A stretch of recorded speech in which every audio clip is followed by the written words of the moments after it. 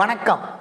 கவனிங்கம்மா, அந்த வடிவியலினுடைய தொடர்ச்சி செங்கோண முக்கோணத்தை பற்றி கொஞ்சம் பார்த்தோம், கொஞ்சம் தான் பார்த்துருக்கோம். இது சமபக்க முக்கோணத்தை பற்றி பார்த்துட்டு அடுத்த வீடியோவில் இருந்து நம்ம ஒரு சம்மு போட ஆரம்பிப்போம். கவனிங்க, பார்த்தோன்னா திரும்ப திரும்ப பாருங்கள், புரிஞ்சிடும். ஆனால் 2 கணக்கு வந்துடும். அது போக என்டிபிசிக்காரங்க நல்லா கவனிங்க, மெயினுக்கு வரும். இந்த குரூப் டிக்காரங்க பாருங்கள், ஒரு கணக்கில் விடக்கூடாது. அப்புறம் எஸ்எஸ்சி அப்ளை பண்ணுறவங்க கண்டிப்பாக ட்ரிக்னாமெட்ரிக்கும் இந்த ஜாமெண்ட்ரிக்கும் முக்கியத்துவம் கொடுக்கணும். நிறைய கேள்வி இருக்கும், சரிதானா? ரைட்டா, பார்த்துக்கோ. சமபக்க முக்கோணம் அப்படின்னா உங்களுக்கு என்னென்னு தெரியும். எல்லாருக்குமே 3 வெளியில் தெரியும். சமபக்க முக்கோணம்னா 3 பக்கம் சமமாக இருக்கும், பக்கங்கள் ஏன்னு வச்சுருப்பாங்க.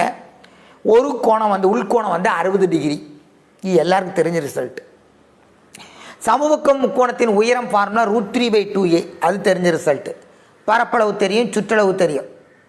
உள்வட்டாரம், சமபக்க முக்கோணத்தின் உள்வட்டாரம் அப்படின்னா என்ன? சமபக்க முக்கோணத்தில் உள்வட்டம்னா ஆரம்பம் என்னங்கிறத போன வீடியோவில் சொல்லியிருக்கேன்.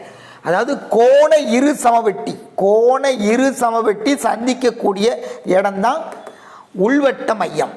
அதனுடைய ஆரங்கிறது a/2√3. வெளிவட்டாரம் அப்படின்னா இதனுடைய மைய குத்துக்கோடுகள் சந்திக்கக்கூடிய இடம், அதை கேபிட்டல் யாரும் எடுத்திருக்காங்க. அதனுடைய a/√3 அதனுடைய ஃபார்முலா. சமபக்க முக்கோணத்துக்கு தான் இந்த 2 ஃபார்முலா, உள்வட்டாரம் வெளிவட்டாரத்துக்கு. செங்கோண முக்கோணத்துக்கு எப்படிங்கிறத சொல்லியிருப்பேன், திரும்ப ஒரு அடுத்த சொல்கிறேன். அப்போ இதில் இந்த படத்தில் இருந்து ஆறுங்கிறது 2r, வெளிவட்ட ஆரம் = 2 × உள்வட்ட ஆரம். குறித்து வச்சுக்கோங்க. வெளிவட்ட ஆரமானது இந்த இருக்கு பாருங்கள், வெளிவட்ட ஆரமானது உள்வட்டத்து ஆரத்தை போல் 2 மடங்கு. ஏன்னா மொத்த டிகிரி 60, இது 30. ட்ரிக்னாமெட்ரியில் சொன்னதான் 30 எய்த்த பக்கம் எக்ஸு, கீழே உள்ள √3x போட்ட மாதிரி பாரு. நடுக்கோடு, குத்துக்கோடு, உட்கோண இரு சமவெட்டி ஆகியன சமம். இந்த சமபக்க முக்கோணத்தில் இந்த இருக்கக்கூடிய இந்த கோடு இருக்கு இல்லையா, இது நடுக்கோடு இதான், குத்துக்கோடு இதான், கோண இரு சமவெட்டி இதான். 3மே ஒன்று தான்.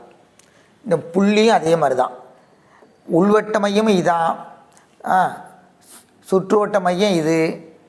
அடுத்தாப்பில் நம்ம சென்ட்ராய்டு, அதாவது நடுக்கோட்டு உச்சி, அப்புறம் செங்கோட்டு மையம் எல்லாமே சமபக்க முக்கோணத்தில் ஒன்றா தான் இருக்கும். குவான் சைடு தான். சமபக்க முக்கோணத்தில் நடுக்கோட்டு சந்தி இந்த இருக்கு இல்லையா, நடுக்கோட்டு சந்தி இங்கே இருந்து இது வரைக்கும் நடுக்கோட்டு சந்தி, இதனுடைய தூரம் AG. மொத்தம் 3 அலகு, இது 2 பங்கு. அந்த குத்துயரத்தில் 3ல் 2 பங்கு. இங்கேருந்து இங்கே குத்து உயரம், அதான் ஹெச்னு போட்டிருக்காங்க, சரியா? AG = 2/3h. ஹெச் தப்பாக போட்டிருக்காங்க, ஹெச் மேலே போட்டிருக்காங்க. 2/3h, சரியா? ரைட். இந்த படத்தை பாருங்கள். ஒரு சமபக்க முக்கோணத்தில் இது ஒரு குத்துக்கோடு. ஆனால் இங்கே என்ன கொடுத்துருக்காங்கன்னா, ஒரு சமபக்க முக்கோணத்தில் ஏதேனும் ஒரு புள்ளி, உள்ளே இருக்கக்கூடிய ஒரு புள்ளி, இந்த புள்ளியில் இருந்து அந்த பக்கங்களுக்கு வரையக்கூடிய ஒரு செங்குத்து கோடு, இது வேற ஒரு செங்குத்து கோடு, செங்குத்தாக செல்லக்கூடிய ஒரு கோடு உள்ளே இருக்கக்கூடிய புள்ளியிலிருந்து. இந்த அளவெல்லாம் கூட்டி பார்த்தா இந்த குத்துக்கோடினுடைய நீளத்துக்கு சமமாக இருக்கும். அது குத்துக்கோடு நீளம் தான் ஹச்சுங்கிறது சமபக்க முக்கோணத்தின் உயரம். சமபக்க முக்கோணத்தின் உயரத்துக்கு உள்ளதெல்லாம் கூட்டினா சமமாக இருக்கும். இது ரொம்ப ரொம்ப முக்கியம், அடிக்கடி நமக்கு தேவைப்படும். மீண்டும் ஒருக்கு பாருங்கள். சமபக்க முக்கோணத்தில் உங்களுக்கு தெரிஞ்ச ரிசல்ட் இதுவரையும் தெரியும். இது ஃபார்முலா படித்து வச்சுக்கோங்க. பக்கம் கொடுத்து உள்வட்டாரம் கேட்பாங்க, பக்கம் கொடுத்து வெளிவட்டாரம் கேட்கலாம், உள்வட்டாரம் கொடுத்து வெளிவட்டாரம் கேட்கலாம், அல்லது வெளிவட்டாரம் கொடுத்து உள்வட்டாரம் கேட்கலாம். அதே மாதிரி ஆரம் உள்வட்ட ஆரம் கொடுத்து அதனுடைய குத்து உயரம் கேட்டாங்கன்னா 3r. நடுக்கோடு குத்துக்கோடு உட்கோண இருசமவெட்டி ஆகியன சமம். உள்வட்ட மையம் சுற்றுவட்ட மையம் நடுக்கோட்டு சந்தி ஆகியன சமம். இது நல்லா கொஞ்சம் பார்த்துக்கோங்க. அடுத்தாப்புல ஒரு எடுத்துக்காட்டு பாருங்க.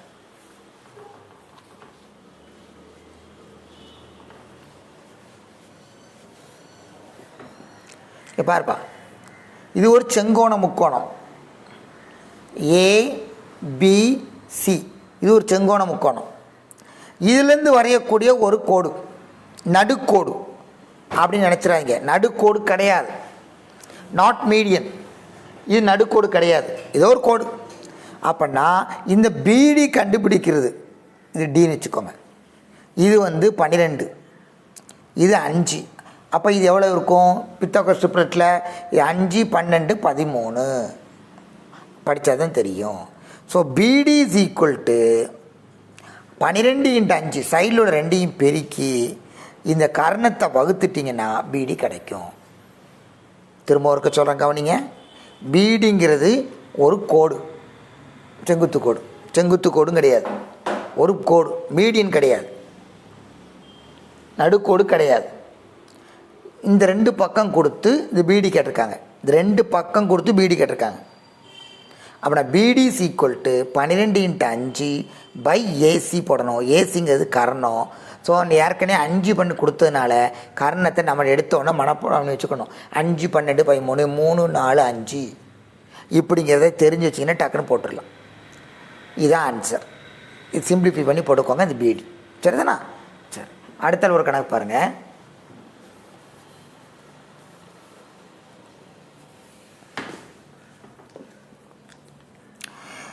AD is to DB சமம் 2:3.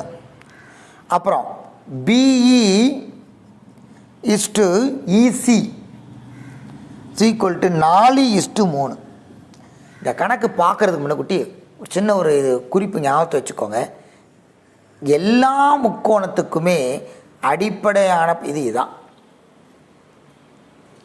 ஏக்கு எதிர்பக்கம் ஏன்னு வச்சுக்கோங்க, பிக்கு எதிர்பக்கம் பி, சிக்கு எதிர்பக்கம் சி. இது கோணம் ஏ. சரி, உள்ள கோணத்தை கேப்லெட் எழுதுவோம். இதனுடைய பரப்பளவு ஃபார்முலா என்ன அப்படின்னா உங்களுக்கு ஏற்கனவே தெரியும், அரை பிஹெச்ன்னு சொல்லுவீங்க. உண்மைதான். ஆனால் எங்கேருந்து வந்துச்சு? அரை இன்ட்டு இந்த ரெண்டும் பிசி இன்ட்டு சைன் ஏ. இதுதான் ஃபார்முலா. தீட்டான்னு வச்சுக்கலாம். இங்கேருந்து உருவானதான் எல்லா ஃபார்முலாவும். அதை மட்டும் ஞாபகத்தை வச்சுக்கணும். இந்த 2 பக்கம் இன்ட்டு இந்த கோணம். இதில் என்ன? செங்கோண முக்கோணத்தின் பரப்பு. ஒரு செங்கோண முக்கோணம். இது என்னது? இதுக்கு கர்ணம். இது அடிப்பக்கம் பின்னு வச்சுக்கோங்க. இது பி. அந்த ஃபார்முலா பாருங்கள். இந்த 2ம் சேரக்கூடிய இடம் 90 டிகிரி. 1/2 பி இன்ட்டு பிஹெச்னு வச்சுக்க வேண்டாம், பிஹெச் சைன் 90. சைன் 90 1. அதனால தான் அரை இன்ட்டு பிஹெச். ஸோ இதான் அடிப்படை ஃபார்முலா. சின்ன பிள்ளையில் சைன் டீட்டா காஸ் டீட்டா தெரியாதனால இது மாதிரியும் பயன்படுத்தலாம். நிறைய மெத்தடில் இது ஒரு மெத்தட். அரை பிஹெச், அரை இன்ட்டு அடிப்பக்கம் என்று குத்து உயரம். ஆனால் இந்த ஃபார்முலா தான் வந்தது, அப்படின்னு செஞ்சுக்கலாம். சமபக்க முக்கோணம் சார், அப்போ இது வருமா? வரும். பாருங்கள், ஒரு சமபக்க முக்கோணம். இது ஏ, இது ஏ, இது ஏ. இந்த 2 ஏன்னு எடுத்துக்கிறோம். பிசிஏ அரை into a into a. Theta இங்கே 60 டிகிரி. சமபக்க முக்கோணத்தில் ஒரு கோணம் 60 degree. Sine 60. A into a square 1/2 a square. இதுடைய formula sine 60 √3/2. So √3/4 a square. சரியா? பார்த்த உடனே எல்லாம் இந்த பேசிக் ஃபார்முலா இதான். ½ into PC into sine theta. இந்த பக்கத்தில் இருந்து பெருக்கி போடுறது. சரியா? சரி சார், செங்கோண முக்கோணம் சொல்லிட்டீங்க, சமபக்க முக்கோணம் சொல்லிட்டீங்க, அசமபக்க முக்கோணத்துக்கு தெரியாது, கோணம் கொடுத்தாலும் செய்ய முடியும். இரு சமபக்க செங்கோண முக்கோணம் அல்லது இரு சமபக்க முக்கோணம். இரு சமபக்க செங்கோண முக்கோணம்னா என்ன? ஒரு கோணம் 90, இது ஏ, இதுவும் ஏ, இது 45 degree. Half into a square into sine 90 ஒன்றுன்னு ஆயிரும். So half a square. So எல்லாமே அடிப்படை இந்த ஃபார்முலா. சரிதானா? ரைட். இந்த ஃபார்முலா மறந்துடாதீங்க. இதை பயன்படுத்தி இந்த கணக்கு எப்படி வருதுன்னு பார்ப்போம். ஒரு ப்ரூஃபுக்காண்டி எடுத்துக்கிட்டேன். இப்போ ஒரு முக்கோணம், சாதாரண ஒரு முக்கோணம், செங்கோண முக்கோணமா சமபக்க முக்கோணமான கேட்கக்கூடாது. ஏ பி சி இப்படி ஒரு கோடு வரைஞ்சிருக்கேன். இது டி, இது இ. அடுத்த கேள்வி கேட்கலாம், சார் இது மைய புள்ளியா? இல்லை. சரி, அடுத்த அப்படி இது ரெண்டு இணையா? அதுவும் இல்லை, சும்மா ஒரு கோடு. சரிதானா? ரைட். இப்போ பாருப்பா, ஏடி இஸ் டு டிபி. ஏடி எத்தனை? 2, இது 3. அடுத்தது பிஇ இஸ் டு இசி. இதான் கேள்வி கொடுத்துருக்காங்க. கேட்ட கேள்வி என்ன? முக்கோணம் ஏபிசியின் பரப்பு அல்லது முக்கோணம் பிடியின் பரப்பு ரெண்டுக்குள்ள விகிதம் கேட்டிருக்காங்க. முக்கோணம் பிடிஇயின் பரப்பு, பிடிஇயின் பரப்பு பை முக்கோணம் ஏபிசியின் பரப்பு, இப்படி விகிதம் கேட்டிருக்காங்க. ரேஷியோ எப்படி செய்யுதுன்னு பார்ப்போம். ஷார்ட்டாக செய்யலாம், ஆனால் எப்படி வந்துன்னு சொல்லிவிட்டு உங்களுக்கு ஷார்ட்டாக சொல்கிறேன். இப்போ தான் ஒரு ஃபார்முலா பார்த்தேன். இந்த முக்கோணத்தை பாருங்கள், இதுதான் கோணம். இந்த கோணம் வந்து என்னது? பி. இந்த முக்கோணம் ஃபார்முலா என்ன? அரை into a into b, 3 into 4. ரேஷியோவில் கொடுத்ததுனால இது எக்ஸ்ன்னு வச்சுக்கோங்க, இது ஒய்ன்னு எடுத்துக்கலாம். So 3x into 4y sine B. அவ்வளோதான். இது இந்த முக்கோணத்தினுடைய பரப்பு. சரி, பெரிய முக்கோணத்துக்கு அதே மாதிரி சொல்லுங்கள். அரை இன்ட்டு இந்த ஃபுல்லாக எவ்வளவுப்பா? 5. அப்போ 5xன்னு வச்சுக்கணும். இது ஃபுல்லாக 7y இன்ட்டு சைன் பி. இந்த 1/1 cancel, sine sine cancel, x cancel, இது ஒய் கேன்சல். 12/35 இப்படி செய்யணும். அதுக்கு பதிலாக டைரெக்டாக புரியுதா எப்படி வந்துச்சுன்னு? முக்கோணத்தின் பரப்புனா இதுதான் ஃபார்முலா. அதுலேருந்து ஆன்சர் 12 இது கொடுத்துருக்குறாங்க. இப்போ இதுலேருந்து என்ன செய்யலாம்? முதல்ல சின்ன முக்கோணத்தின் பரப்புக்கு ரெண்டையும் சைடு ரெண்டையும் பெருக்குங்க. இது 3, இது 4. ஸோ முன்னாங்க 12. தெரியுதுனா? அடுத்தாப்பில் மொத்தம் என்னன்னு பாருங்கள். மொத்தம் வந்து 5 இன்ட்டு 7 35. அவ்வளோதான்.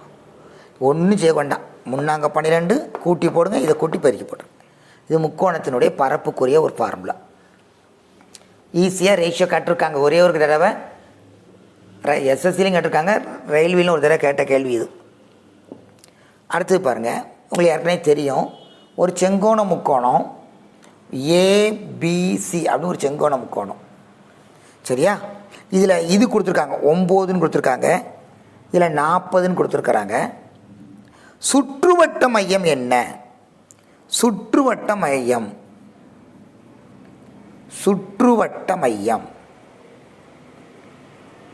யாராவது சொல்ல முடியுமா? சுற்றுவட்ட மையம். செங்கோண முக்கோணத்தில் சுற்றுவட்ட மையம் எங்கே அமையும்? கர்ணத்தின் மையத்தில் அமையும். அவ்வளோதான். அப்போ கர்ணம் கண்டுபிடிச்சிட்டு அதை 2 அளவு தான் முடிஞ்சுது. 9 40 அப்படின்னா இது 41. 9 40னா 41. இதெல்லாம் எப்படி கண்டுபிடிக்கிறது என்னுடைய முதல் வீடியோவில் சொல்லியிருக்கேன். 41/2 ஆன்சர். சரிதானா? எவ்வளவு? 20.5 கேட்டிருக்காங்க. ஒரு செங்கோண முக்கோணம் கொடுத்து சுற்றுவட்ட மையம், அதில் செங்கோணத்து 2 பக்கம் தான் கொடுத்துருப்பாங்க. சுற்றுவட்ட மையம் 2 தெரியணும். முதல்ல கர்ணம் கண்டுபிடிக்க தெரியணும். ரெண்டாவது சுற்றுவட்ட மையம் செங்கோண முக்கோணத்தில் கர்ணத்தின் மையத்தில் அமையும். அந்த 2 குறிப்பும் தெரிஞ்சுன்னா ஆன்சர் முடிஞ்சிட்டு. சரியா? இதெல்லாம் ஈஸியான கணக்கு. இப்படி தான் கேட்குறாங்க. ரொம்ப டைரக்டான சம்லாம் இருக்காது. அடுத்தது பாருங்கள்.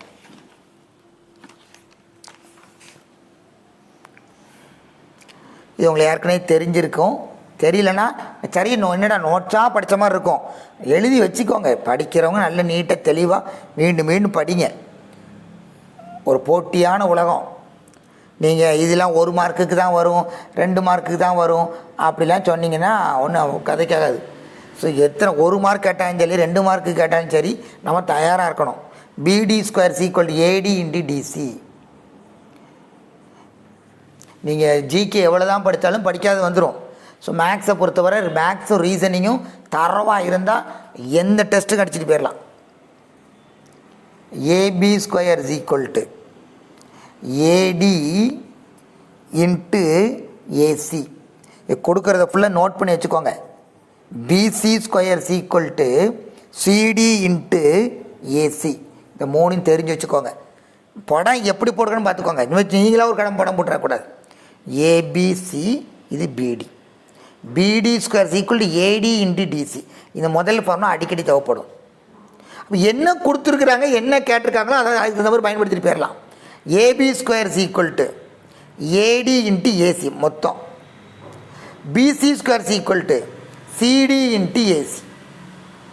இங்கேருந்து மொத்தம் அல்லது இங்கேருந்து மொத்தம் அல்லது இந்த 3 உருவாக்கி வச்சுருக்கு, தெரிஞ்சு வச்சுக்கோங்க. இதெல்லாம் ரிசல்ட்ஸ். அடுத்தது நான் கொடுக்குற நோட்ஸை பார்த்துக்கிட்டு அதுக்கப்புறம் கணக்கு செய்யும் போச்சில் கொடுத்தோன்னா 1 செகண்டில் கணக்கு செஞ்சிடலாம். 3வது பாருங்கள், முக்கியமானது, ரொம்ப ரொம்ப முக்கியம். ABC ஏதாவது ஒரு முக்கோணம், என்ன முக்கோணம் தெரியாது, எந்த முக்கோணமாக இருந்தாலும் பரவாயில்ல. இது ஒரு நடுக்கோடு. நடுக்கோடுன்னு என்ன? இது நம்ம மைய புள்ளின்னு அர்த்தம், நடுக்கோடு. அப்புறம் இது ஒரு நடுக்கோடு, இது ஒரு நடுக்கோடு. DEF 3 நடுக்கோடு. நடுக்கோடு சந்திக்கு எடுத்த பிறகு நடுக்கோட்டு சந்தி, அதை நீங்கள் ஏதாவது இஜின்னு வச்சுக்கலாம். சரி, இப்போ பாரு, நான் எழுதி போடுறத பாரு.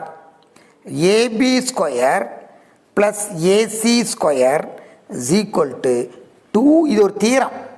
2AD² + BC² / 2. இதே மாதிரி எல்லா பக்கத்துக்கும் எழுதலாம். இங்கேருந்து பாரு, 3 நடுக்கோடு. செங்கோண முக்கோணம்லாம் போட்டு கொடுக்கல. AB² + AC². அது எதுக்கு சமமாக இருக்கும்? 2AD² ப்ளஸ் இந்த BC² பாதி. இந்த 2 எடுத்தீங்கன்னா அதே மாதிரி இந்த 2 எடுக்கலாம். AB² + BC² = 2 × BE² plus AC² பாதி. எந்த 2 எடுக்கிறோமோ அந்த 2னுடைய ஸ்கொயர் சமம் இந்த அதுக்கு இருக்கக்கூடிய நடுக்கோட்டு இல்லை 2 மடங்கு ப்ளஸ் அந்த கோட்டினுடைய ஸ்கொயரில் பாதி. இப்படி 3 இது இருக்குது. 3 எழுதி வச்சுக்கோங்க. நான் 1 தான் எழுதியிருக்கேன்.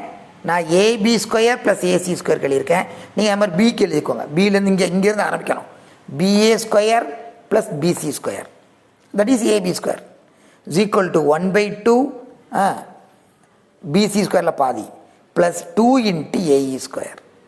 அதே மாதிரி இங்கே எழுதிக்கோ. இந்த 2க்கும் CA² + CB² = 2 × CF² + AB²/2. இப்படி 3 இதை எழுதிக்கோங்க. என்ன கேட்குறாங்களோ எழுதிக்கோங்க. சூஸ் த பெஸ்ட் ஆன்சர் டைரெக்டாகவே கொடுத்து கீழே கொடுக்கப்பட்ட விலையில் எது தவறானது 3 இது கொடுத்துருப்பாங்க, இன்னொன்று வேண்டாது கொடுத்துருப்பாங்க, தவறானது கண்டுபிடிச்சிடலாம். கணக்காக கொடுக்காட்டாலும் இந்த மாதிரி ஸ்டேட்மெண்ட் கொடுத்துருவாங்க. இந்த மாதிரி கணக்கெலாம் கொடுக்காட்டாலும் ஸ்டேட்மெண்ட் கொடுத்துருவாங்க. அதனால் ஃபார்முலாலாம் படிக்க மாட்டேன்னு சொல்ல முடியாது. ஃபார்முலா படிக்காமையும் கணக்கு செய்ய தெரியணும், ஃபார்முலா படித்து எழுதணும். இதை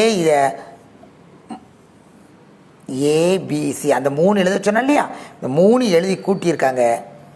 இந்த கோடு, இந்த கோடு, இந்த கோடு, DEF. இந்த 3 ஸ்கொயர் பண்ணால் 3 bracket AB² plus BC square plus CA square, AB square plus BC square plus CA square is equal to 4 into உள்ள ஸ்கொயர்லாம் AD square plus BE square. பார்க்கணும் ஏஇபின்னு சொல்கிறதுனால உங்களுக்கு மாதிரி தெரியும் இல்லையா? அப்போ எப்படி சொல்கிறது? 3 இன்ட்டு பக்கங்களின் கூடுதல், 3 இன்ட்டு பக்கங்களின் கூடுதல் சமம் 4 இன்ட்டு நடுக்கோடுகளின் கூடுதல், நடுக்கோடுகளின் வர்க்கங்களின் கூடுதல். 3 இன்ட்டு பக்கங்களின் வர்க்கங்களின் கூடுதல் சமம் 4 இன்ட்டு நடுக்கோடுகளின் கூடுதல். அப்போ எனக்கு கேட்பாங்க அப்படின்னா 3 பக்கமும் கொடுத்து 2 நடுக்கோடு கொடுத்து 1 நடுக்கோடு கேட்கலாம், அல்லது 3 நடுக்கோடு கொடுத்து 3 பக்கத்தில் 2 பக்கம் கொடுத்து இன்னொரு பக்கம் கேட்கலாம். என்ன கொடுத்து என்ன கேட்டாலும் சரி, இதை படித்து வச்சுக்கிட்டிங்கன்னா அப்படியே பிரதியிடலாம். இதுவுமே தீரமானு செஞ்சுக்கோங்க, படித்து பழகி வச்சுக்கோங்க. சரிதானா? ரைட். அடுத்தது நான் சமபக்க முக்கோணத்தை சொல்லியிருக்கேன், செங்கோண முக்கோணத்தை பற்றி சொல்லியிருக்கேன். இப்போ ஜென்ரலாக சொல்லிக்கிட்டு வரேன், ஜென்ரலான குறிப்புகளை சொல்கிறேன், கவனிச்சுட்டு வாங்க. இந்த கோண இரு சம வெட்டியை வச்சுக்கிட்டு 2 இது சொல்கிறேன் பாருங்க. ஏபிசி, இதில் ஏடி ஒவ்வொரு தடையும் சொல்லிக்கிட்டே இருக்கேன். இது ஒரு நடுக்கோடு அல்ல, ஏடியும் போட நடுக்கோடுன்னு நினச்சிடக்கூடாது. அவங்க நடுக்கோடுன்னு சொன்னால் தான் நடுக்கோடு, அதனால தான் அழிச்சிட்டேன். அப்படி இல்லை, இந்த இப்படி ஒரு இன்ட்டு கொடுத்தாங்கன்னா கோண இரு சமவெட்டி. ஏடிங்கிறது கோண இரு சமவெட்டி, இந்த 2 சமம். பிங்கிறது அடுத்த கோண இரு சமவெட்டி, இது அடுத்த கோண இரு சமவெட்டி. இந்த கோண இரு சமவெட்டி சந்திக்கக்கூடிய இடத்துக்கு பேர் என்னது ஞாபகம் இருக்கா? Angle bisector. Meet point of intersection of the angle bisector is incentre. சரி பாருப்பா, இது இன் சென்டர். அது இப்படி கூட சொல்ல, நீங்கள் 12th படித்தவங்க இப்படி தெரிஞ்சிருக்கும். ஏடி இது ஐ, இதனுடைய விகிதம் என்ன? ஏஐ இஸ்டு ஐடி, விகிதம் என்ன? ஏஐ இஸ்டு ஐடினா கவனிங்க, பொதுவாக ஏக்கு எதிர்பக்கத்துக்கு பேர், ஏக்கு எதிர்பக்கத்தை ஏன்னு வச்சுருப்போம் ஃபுல்லாக, பிக்கு எதிர்பக்கத்தை பி ஃபுல்லாக, சிக்கு எதிர்பக்கத்தை சி. இது போனதில் சொன்னேன். அப்போ ஏஐ பை ஐடினா ஏசி, ஏ ப்ளஸ் சி. இப்போ ஏக்கு எதிர்பக்கத்தை ஏன்னு வச்சுருப்போம், பிக்கு பக்கத்து பின்னு வச்சுருப்போம், சி பக்கத்தில் சின்னு வச்சுருப்போம். உண்மைதான். அல்லது இவங்க என்ன கொடுத்துருக்காங்கன்னா சிபின்னு எடுத்திருக்காங்க, நான் ஏசின்னு எடுத்திருக்கேன். சரியா? இதையும் ஞாபகத்தை வச்சுக்கோங்க. இப்படியும் எழுதலாம், அல்லது நீங்கள் எழுதுகிற மாதிரி ஏபிசின்னு போட்டுக்கோங்க. போட்டு வேறு வேறு எழுத்து போட்டு பழகுங்க. ஏஐ பை ஐடி அப்படின்னா இந்த சைடில் 2 ஞாபகத்தை வச்சுக்கோங்க. முதல்ல இந்த சைடு 2 ஞாபகத்தை வச்சுக்கோங்க. ஏ ப்ளஸ் சி பை கீழே உள்ளது பி. மீண்டும் சொல்கிறேன், நான் மாற்றியிருக்கேன், திரும்ப நீங்கள் மாற்ற தெரியணும். மாற்றி எழுதி பாருங்கள். இந்த சைடில் 2 கூட்டி இதை வகுத்துறோம். சரி, நானாக எழுதி மாற்றி போட்டுகிட்டே இருங்க. வேறு சொல்லுங்கள். இதை சின்னு வச்சுக்கிடுவோமா? இது பி, இது ஏ வச்சுக்கோ. அப்போ எப்படி எழுதுறது? B plus C by A. இப்படி எழுதி பாருங்கப்பா. B plus C by A, AI by ID. இந்த 2 சைடில் 2 கூட்டி பை கீழே. சரியா? இது விகிதம் கேட்கலாம். இந்த விகிதத்தை ஒவ்வொரு கதைய மாதிரி பிஐ ஐபி. அப்போ பிஐக்கு சேர்ந்துருக்கேன் இந்த 2 ஏ ப்ளஸ் சி பை பி. அதே மாதிரி சிஐ பை சிஐ, இங்கே எங்கே இருந்து பாருங்கள், சிஐ இன்ட்டு ஐஎஃப். இந்த 2 ஏ ப்ளஸ் பி பை சி. எங்கேருந்து ஆரம்பிக்கோ அந்த 2 பக்கத்தையும் கூட்டி அது முட்டக்கூடிய இடத்த கீழே போட்டுக்கோ. கோண இரு சம வெட்டி, அது ரொம்ப முக்கியம். ரைட். அடுத்த ஒரு ஃபார்முலா இதே தான். இந்த கோண இரு சம வெட்டியில் ஒரு குறிப்பு, இதெல்லாம் என்சிஆர்டி புக்கில் குறிப்புகள் உள்ளது. மீண்டும் மீண்டும் எழுதி பாருங்கள். இ பொதுவாக நம்ம டின்னு வச்சுருப்போம்ல, அது பேரை மாற்றிக்கிட்டே இருக்க ஒவ்வொன்றுக்கும். ஏன்னா நீங்கள் மனப்பாடம் பண்ணிக்கிட்டே இருப்பீங்கன்னு சொல்லியிருக்காண்டி மனப்பாடம் பண்ணக்கூடாமல் திரும்ப திரும்ப சொல்லி பார்க்குறதுக்காக ஐ இல்லை டிஇஎஃப்னு வச்சுக்கோங்க, எப்போது மாதிரி வச்சுக்கோங்க. நான் சொல்லக்கூடிய கருத்தை கவனிங்க. ஐயை இங்கே இருக்குது பாருங்கள், இந்த இருக்கு ஐ. ஐயிலிருந்து மேலே போகணும். ஐஏ அல்லது ஐஇ எங்கே இருக்குது? ஐஇ. இங்கேருந்து போனீங்கன்னா அங்கேருந்து போகணும். IE by AE. மீண்டும் இருக்க சொல்கிறேன், சின்னதை ஞாபகத்து வச்சுக்கோங்க. சார் பெருசு எங்கே? அது அடுத்த ஃபார்முலா. சிறுசு வச்சுக்கோங்க. ஐஇ ப்ளஸ் அடுத்து என்ன வரும்? இப்போ ஐஎஃப். ஐஎஃப் பை என்ன வரும் சொல்லுங்கள் பார்க்கலாம். பிஎஃப் ப்ளஸ் அடுத்த சொல்லுங்கள் ID by CD equal to 1. இதெல்லாம் ப்ரூஃப் இருக்குது, அது வேண்டாம். அதை போட்டு ப்ரூஃப்லாம் போட்டு குழப்ப வேண்டாம். இது தெரிஞ்சு வச்சுக்கிட்டு ஃபார்முலா என்ன ஒரு டேரெக்டாக இடம்னா ஒன்று ஞாபகம் வச்சுக்கோங்க, இல்லை ஏதாவது கொடுத்து கேட்பாங்க. அதே மாதிரி இங்கே நான் ஐஎஃப்ல தானே சொன்னேன், ஐஇ தானே சொன்னேன், ஐடி தானே சொன்னேன். இங்கே இருந்து சொன்னால் என்ன செய்கிறது? ஏஐ அல்லது IA. AI by AE plus பிஐன்னு சொல்லலாம், ஐபின்னு வரலாம், பெரிய இடம், by BF plus CI by CD equal to 2. இது 1 வரும், இது எத்தனை வரும்? 2 வரும். திரும்ப ஒரு எழுதி பார்த்துருங்க. நீங்கள் என்ன செய்யணும் திரும்ப எழுதி பார்க்குறதுக்கு?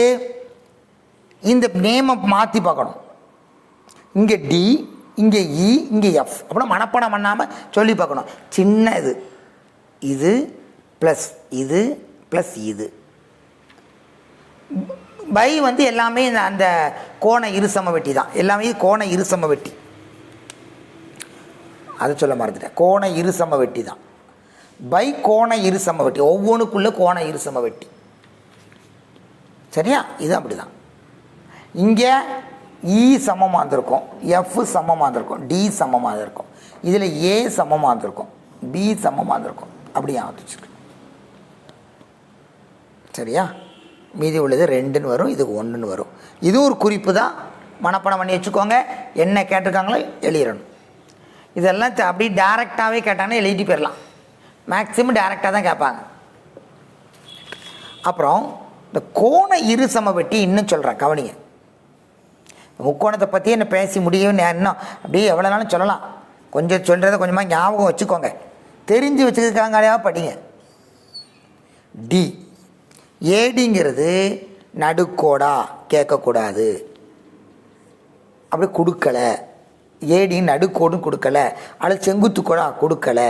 இப்படி கொடுத்தா என்ன சொல்லியிருக்கேன்? கோண இரு சம வெட்டி, ஆங்கிள் பை செக்டார். ஏடிங்கிறது ஆங்கிள் பை செக்டார். மீண்டும் மீண்டும் சொல்கிறேன். சரி, இதை ஏ, இது பின்னு வச்சுக்கோங்க. இதை சின்னு எடுத்துருக்காங்க. இது டீட்டா. சரி, இந்த தூரத்தை எக்ஸு, இந்த தூரத்தை ஒய். இந்த தூரம் எக்ஸு, இந்த தூரம் என்னது? சரி, என்னப்பா? ஏபிசி. இந்த தூரம் இங்கேருந்து அங்கே வரைக்கும் சின்னு எடுத்துருக்கு. இது எக்ஸு, அதை ஒய்ன்னு வச்சுக்கோங்க. எக்ஸ் எக்ஸ் கிடையாது. ஏன் எக்ஸ் எக்ஸ் கிடையாது? அப்படி எக்ஸ் எக்ஸாக இருந்தால் இது மையப்புள்ளியாக மாறிடும். இது மையப்புள்ளியாக இருந்தால் இது நடுக்கோடாக மாறிடும். அதனால் இது நடுக்கோடு இல்லாதனால இது வேறு நம்பர், இது வேறு நம்பர். இது கோண இரு சமவெட்டி. இது எப்போது சாதாரண ஒரு முக்கோணம். இப்போ ஏடி கண்டுபிடிக்கணும். ஒவ்வொரு கணக்குக்கும் வித்தியாசத்தை பார்த்து படுங்க. ஏ பி சி.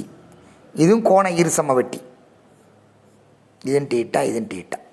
சரி, இது டி. ஏபி கொடுத்ததை பாருங்கள், அப்போ தான் புரியும். இதே மாதிரி சரி, ஒரு முக்கோணமே போட்டுக்கோ. இங்கே கோண இருசம வெட்டி போட்ட மாதிரி இதில் கோண இருசம வெட்டி, இந்த கோண சமம் கோண இருசம வெட்டி. இது ஏ பி சி டி, இது ஏ இது பி, இங்கே இருந்து கடைசி வரைக்கும் எக்ஸ்ன்னு எடுத்துக்கோங்க, இதை ஒய்ன்னு எடுத்துக்கோங்க. இந்த டிஸ்டன்ஸ் இது உட்கோண இருசம வெட்டி, இது வெளிக்கோண இருசம வெட்டி. இது உட்கோண இருசம வெட்டி தான். எக்ஸ் ஒய் கொடுக்கல, எப்படி எழுதுன்னு பாருங்க. தீட்டா கொடுத்துருக்குறாங்க, theta is given, theta is given. இங்கே தீட்டாலாம் தெரியாது, அன்னோன், அதான் பெருக்கலை படிச்சிருக்கேன், தெரியாது. இதுக்கும் தீட்டா எவ்வளோன்னு தெரியாது. தீட்டா தெரிஞ்சால் ஒரு ஃபார்முலா, தெரியாட்டி ஒரு formula. AD square is equal to a into b. இதெல்லாம் இதெல்லாம் கொஞ்சம் குறித்து வச்சுக்கோங்கப்பா, ரொம்ப முக்கியமானது. AD square is equal to AB into XY. மீண்டும் ஒருக்க சொல்கிறேன், இது சமபக்க முக்கோணமோ செங்கோண முக்கோணமோ எந்த முக்கோணமாக இருந்தாலும் ஏடி கோண இரு சமவெட்டியாக இருந்தால், கோண இரு சமவெட்டியாக இருந்தால் AD square is equal to a into b minus x into y. ஆனால் எக்ஸ்ஒய் கொடுத்துருக்கணும். அதே மாதிரி இங்கே வெளிக்கோண சமவெட்டியாக இருந்தால் சொல்லுங்க, இது பெரிய நம்பராக வந்துடுறதுனால இடம் மாறிடும். AD square is equal to XY minus AB, XY minus AB. இங்கே ஏபி மைனஸ் எக்ஸ்ஒய், இங்கே எக்ஸ்ஒய் மைனஸ் ஏபி, அவ்வளோதான். தெரிஞ்சு வச்சுக்கோடா. இதே மாதிரி நீங்கள் நிறைய கணக்கு நான் சொல்லியிருக்கேன். இது ஏ, இது பி, இது சி.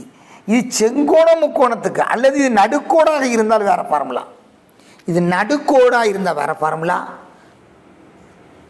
குத்துக்கோடாக இருந்தால் வேறு ஃபார்முலா. கவனியமா, இப்போ இது ஒரு ஏபிசி ஒரு முக்கோணம்.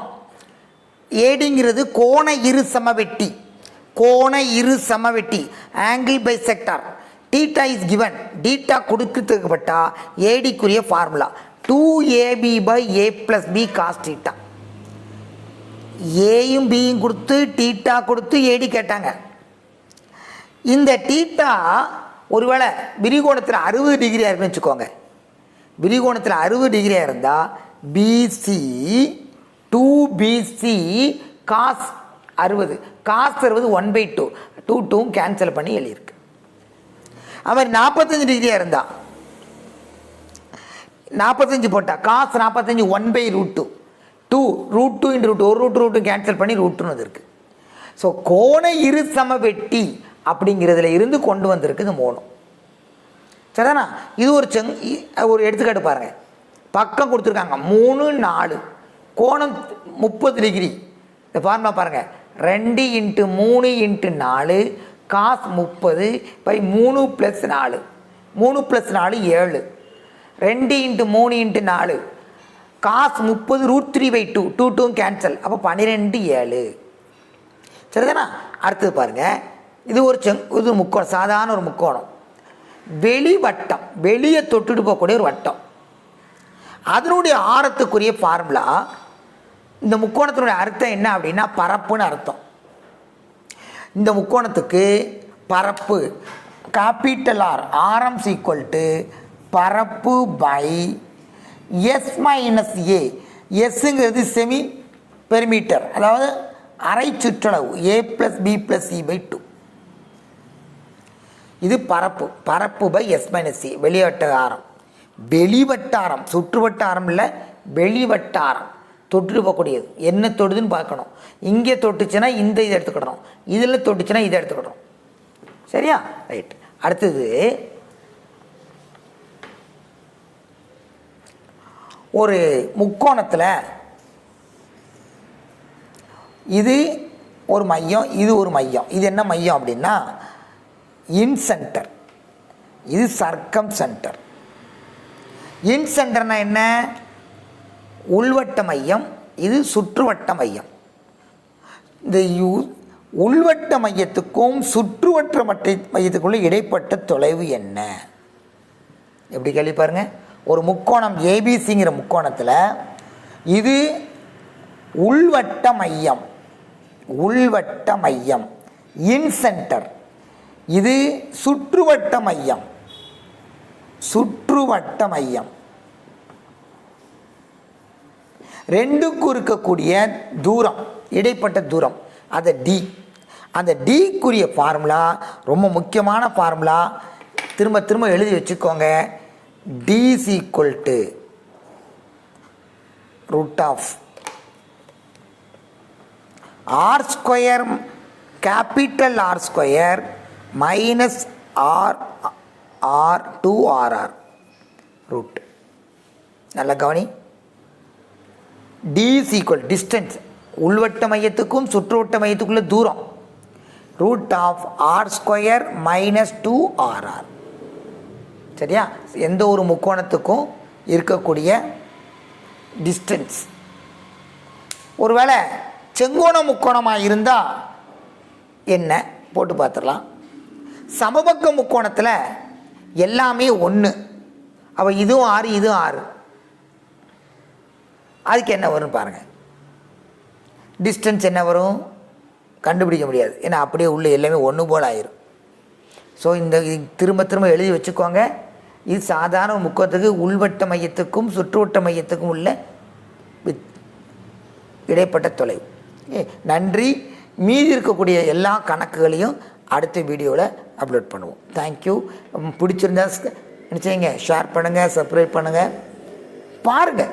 நீங்கள் என்னை பொறுத்தவரை இது அட்வர்டைஸ்மெண்ட் கிடையாது, உங்களுக்கு திரும்ப திரும்ப செஞ்சு பாருங்கள். வேதம் சொல்லுது, ஒரு ஆத்மா மனம் திரும்பினால் பரலோகத்தில் மிகுந்த சந்தோஷம் உண்டாயிருக்கும். அதனால் ஒருத்தருக்காவது இது பயனுள்ளதாக இருந்து ஒருவருடைய வாழ்க்கையிலேயாவது நீங்கள் முன்னேறி ஏதாவது ஒரு அரசாங்க வேலைக்கு போயிட்டீங்கன்னா அந்த பலன் மிகுதியாக இருக்கும். ஓகே, நன்றி. வாழ்க வளமுடன்.